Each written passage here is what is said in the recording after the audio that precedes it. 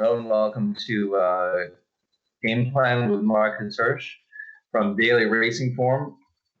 Game Plan is a product we produce nearly every day at Daily Racing Form, a handy thumbnail guide of racing around the country that on weekends and holidays includes a stakes picks grid, and also on a daily basis it includes playbook, a selection of spot plays or particular selections from given races around the country, horses you might want to focus on either for standalone plays or as B's in vertical or horizontal exotics. I am talking about 3 races today from Saturday, April 13th, 2 at Oaklawn Park, 1 at Keeneland. I'm going to start with Oaklawn Race 6. Caveat applies here to Oaklawn in that the forecast calls for a lot of rain. We'll have to see just how sloppy the track is, and it's always a guessing game as to who's going to handle the wet track. Now, the 6th race is part of a pick 4. It's in the middle of a pick 4. And I mention that because the horse that I liked in this race, number 6, Pyron, might be a little short on the win end, but I actually think he could end up a playable price with the likes of Rowayton in here, who was last seen in the Grade 1 American Pharoah last September and has excellent 2-year-old form, and a horse named Landeskog on the rail, who won impressively first time out. Those horses could take some action, which could, even though there are only 7 entered here, lead to Pyron being a fair price. He was almost 5-1 in his career debut. Trainer Steve Asmussen. This horse, what I really liked most about his race was not just that he won, but the move that he made on the backstretch to get in a winning position just past the half-mile pole. It's actually into the far turn. He just had that little 3 strides of when they asked him, he was jumped right into the bridle and had a really nice turn of foot. And I thought won more comfortably than even it might have looked like on the bare margin of victory. There were 5 lengths separating the 2nd and 3rd place horses. And then after that race on February 24th, it looks to me like they just took it nice and easy with this horse. They bumped the purses up for this racing festival of the South at Oaklawn. Obviously, Arkansas Derby Day is a big day.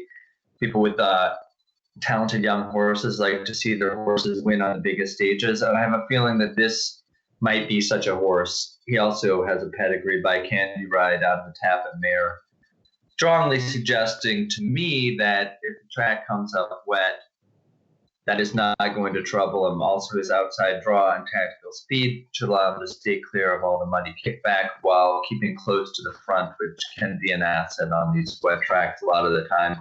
I'm hoping that Pyron is at least 2nd and possibly 3rd choice, and if it's not playable as a standalone proposition, could be a nice multi-race wager key.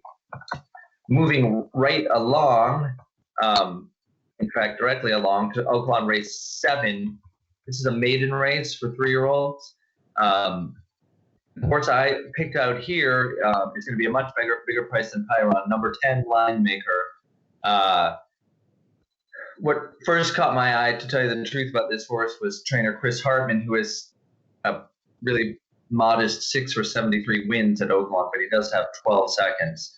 But interestingly, he kind of concentrated his stock this winter, I think, at Fairgrounds, where he had an excellent meeting. This guy is a very sharp horseman, I've noticed in the times that I've covered his circuits.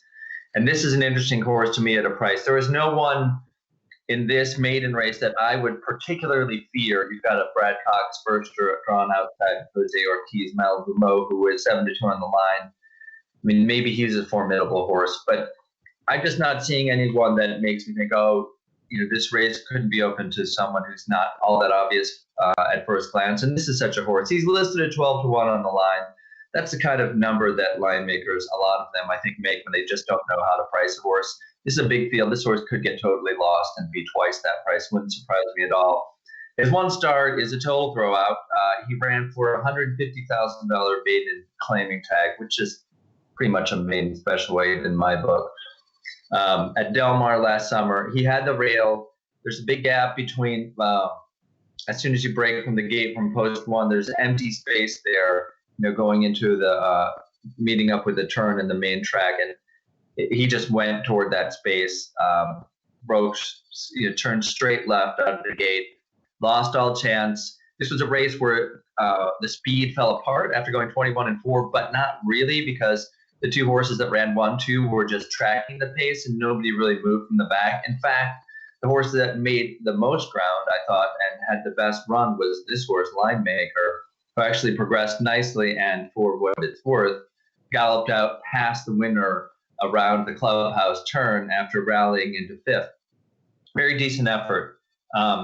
Has not been seen since that race, but I love the horse's work pattern in Oaklawn for Hartman. He got him up to three quarters in 114. Obviously, I'm not seeing this work, but I just like when horses work a nice solid 3/4 at the end of a good sequence. I mean, he started out at a half mile and then came back from that March 26th drill with a near bullet half mile and 47 flat, second fastest of 103 works. Again, it's a different thing watching works than looking at patterns, but we can often discern quite a bit from that. And I'm just seeing a horse who looks fit, had a bad trip, maybe quicker than his first start indicated. I'm thinking that he can place himself forwardly.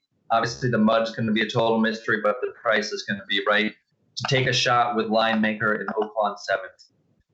Keeneland has the Jenny Weil is a grade 1. That's the feature, but the supporting feature is the Lexington Stakes for 3-year-olds. I'm not someone who gravitates towards short prices, but I am very partial in this race to number 4, another Twist of Fate, who is listed at 2-1 on the line.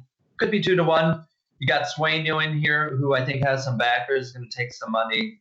But I think another Twist of Fate is not only a horse that I like for this race. He's a horse who you might even consider for, actual Kentucky Derby consideration, obviously pending his performance here.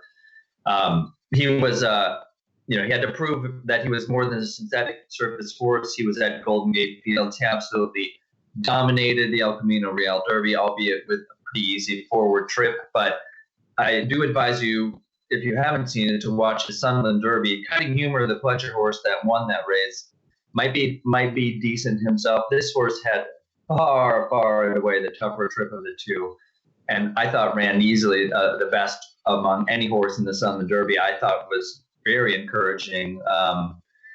And I really, he's a Scat Daddy out of a First Defense mare. First Defense is the broodmare sire, also a Kentucky Derby contender and Wood Memorial Stakes winner, Tacitus.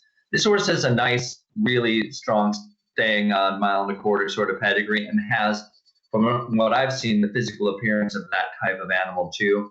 I actually know someone who called charts and is based at Sunland and has seen the horse while he was waiting there to see what the next move would be following the Sunland Derby. There was also an EUHVA1 brief outbreak at Golden Gate, so the trainer Blaine Wright just kept the horse at Sunland, where he drilled a very sharp half mile on April 4th. The report that I've got is the horse came out of the race looking like, in great condition. They need the points to get into the Derby. So the horse is it's not like he's just going to be strictly prepping. They want to win this race. I think he can position himself forwardly from the start and stay out of trouble that would prevent him from winning the race. And I strongly believe that this is the best horse in the Lexington Stakes, and will prove it, hopefully, at something close to his 2-1 odds. So whether you want to focus on these horses or any others on another really strong Saturday of racing following up the blockbuster last Saturday card, best of luck to you in your wagering efforts.